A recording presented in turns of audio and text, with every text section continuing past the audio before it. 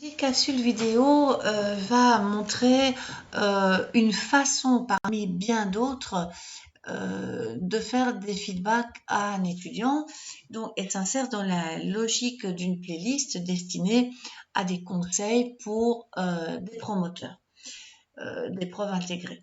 Donc, ici, il se passe en fait un jeu de ping-pong entre le document déposé par l'étudiant et le feedback du promoteur. En l'occurrence ici, à gauche, pour l'exemple, j'ai placé le questionnaire destiné à un spécialiste, donc c'est ce qui est demandé à l'étudiant. Et ceci est le dernier feedback, donc datant du 9 juin.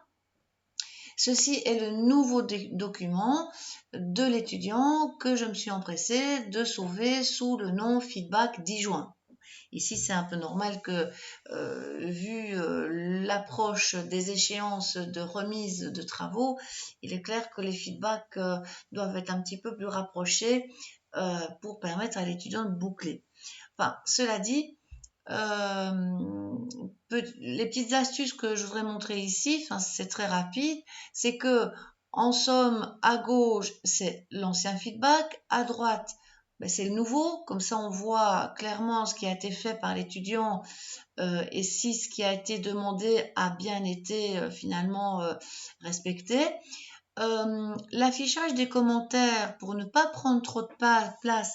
Bon, ceci est un portable pas très grand dans la démo, donc c'est pas mal d'avoir quand même de la place.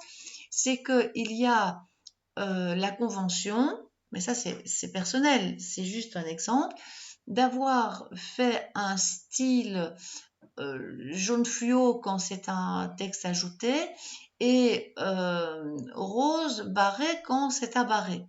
Et c'est un style de caractère. Donc c'est pour ça que cette petite démo veut en parler parce que c'est assez simple d'avoir des raccourcis clavier par rapport à un style de caractère. Et ça peut grandement aider un travail de feedback rapide. Autre élément, c'est que les commentaires, au lieu d'être affichés dans un volet spécial qui prend quand même de la largeur, sont simplement affichés sous format de petites bulles.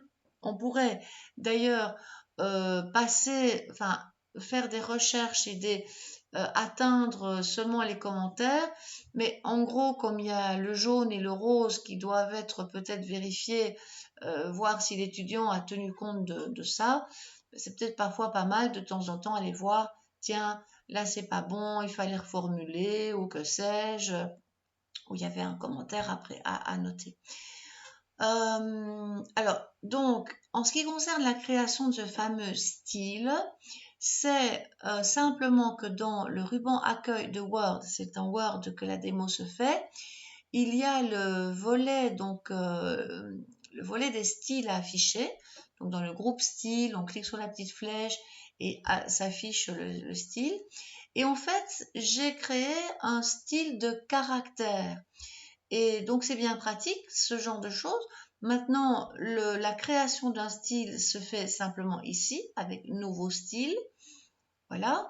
Si je devais en faire un qui serait, par exemple, vert pomme pour faire la différence, vert pomme et en gras, ici, par exemple, on pourrait l'appeler vert, voilà, vert pomme. Je crois qu'on peut mettre des espaces. Être bien attentif que ça doit être un style de caractère, c'est là toute la différence. Il n'est pas basé sur ajoute, on va plutôt, je crois qu'il le fait par défaut ici, mais ce n'est pas grave. On va surtout aller dans le ruban, le bouton format, lui dire qu'il doit avoir une bordure vert pomme. Comme ça, on aura vu l'exemple. Voilà. Je fais, c'est pas tout à fait pomme ça il me semble, mais enfin bon, pas très grave. Je le mets en gras parce que je m'étais promis de le mettre en gras, mais sinon de toute façon il y a aussi les possibilités là-dedans.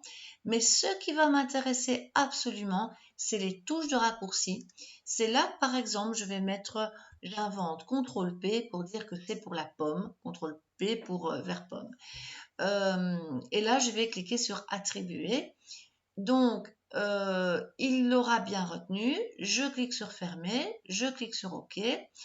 Et peut-être vérifier que c'est uniquement dans ce document, c'est peut-être pas une bonne idée, mais que par exemple, demander que dans tous les nouveaux documents basés sur ce modèle, enfin bon, a priori, normalement, une fois que le document a été créé, normalement, la machine retient